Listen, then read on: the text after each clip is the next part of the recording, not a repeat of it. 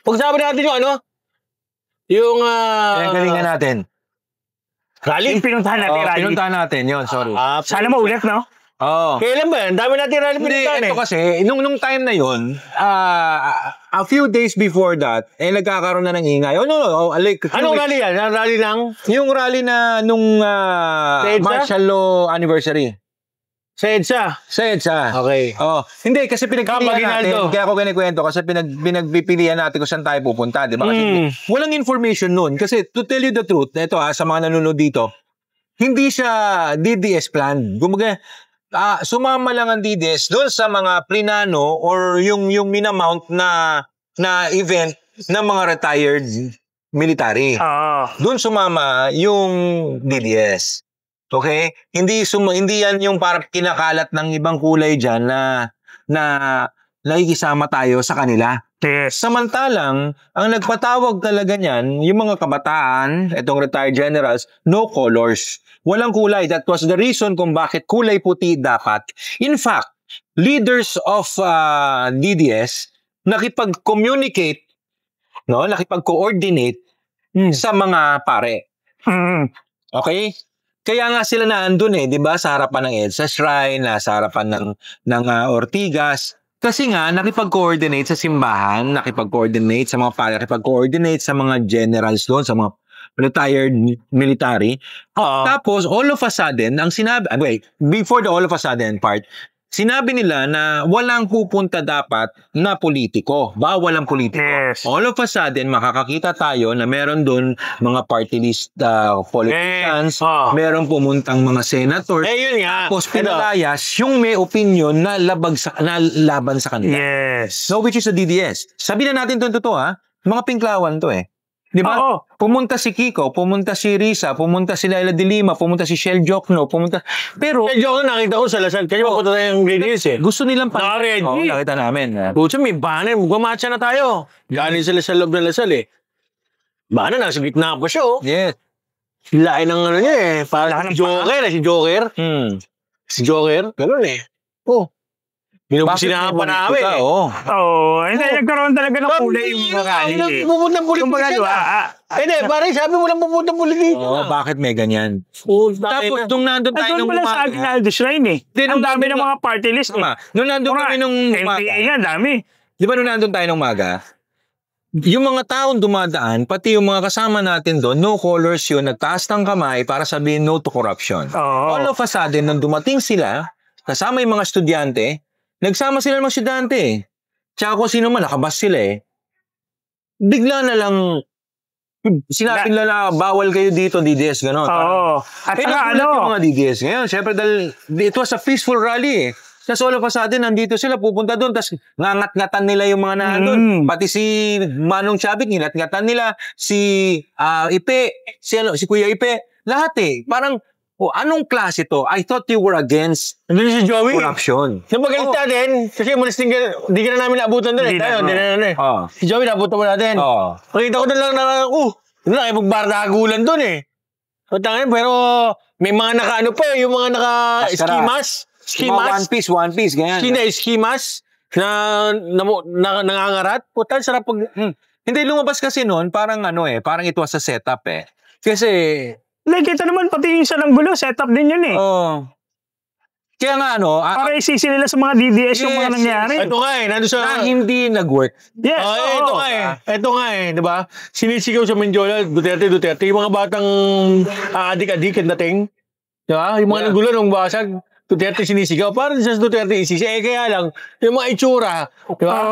Huwag uhugi na... Saka mukhang galing sa mga bundok. Hindi. Uhugi na taga dun na na alam mong hindi DDS. Pero in fairness, brothers, marami akong kilalang piglawan na pumunta doon na they were just against corruption na okay lang sa kanila kahit sinong kulay. Nagtaka nga lang daw sila bakit merong mga iba na sa mga ranks nila ang sumugod sa mga DDS at pinagmumura. Sabi na, bakit? Walang kulay ito kahit sino ito. Welcome. Meron ng isang kilalang hindi, wag na natin banggitin siya kasi ayaw ko isama siya dito dahil ayaw niya talaga ng politics. It is just because of anti-corruption that is being active, no? Pero sinabi niya talaga yon na dapat walang kulay kahit sino pwede basta't laban sa korupsyon at wala tayong isisigaw na politiko. Basta ang gusto natin, no to corruption. It is doable. Kaya lang, kasi lang nung nagkaroon ng mga speaker na magsasalita, Duterte na yung mga Oo, tinitira. Tinitira. Diba? So, lumalabas, hindi sa corruption. Duterte lang talaga. Ito nga yung setup. Ito, di ba, yung nag-viral na may mga logo pa ng yung mga damit nila, NCA. Yung mga nanungnog, di ba? Yung mga... yung alam mo yung kawawa, no? Tinadyakan sa ulo. Kung nung nahuli na, di ba? umiiyak. Mabait maitan.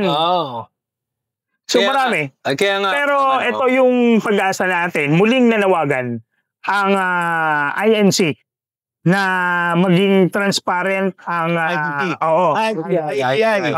ang ICI para kahit papano maging talagang transparent sila. Investigasyon.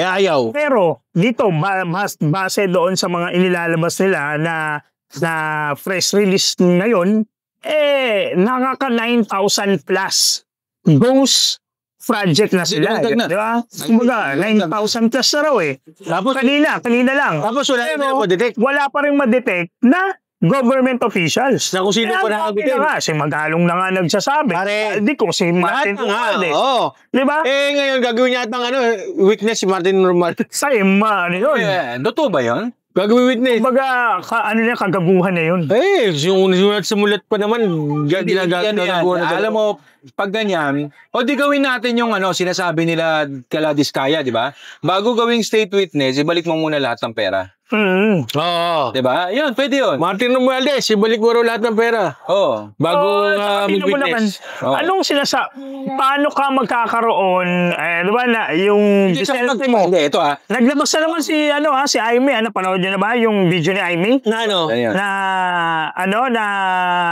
sila ni nilabas niya doon yung mga jet at saka yung yung mga number ng helicopter na ginagamit ni Saldi? Yes, ni Saldi ko at saka ni Martin Romualdez.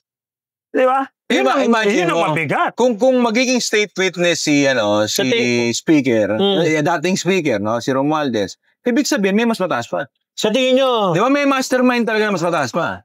Meron. Pag-state, mataas na yun. Ano yung nakalagay? Pare, wala nang uniform. Meron mas mataas pa sa kanya. Di ba una, walang Diskaya kung walang Saldi ko. Walang Saldi ko kung walang Martin. Walang Martin kung walang Marcos. Yun.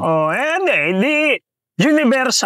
State witness si Martin Romualdez, universal witness si Pangulong Bongbong Marcos. Yan, deal na. Yeah. Di ba?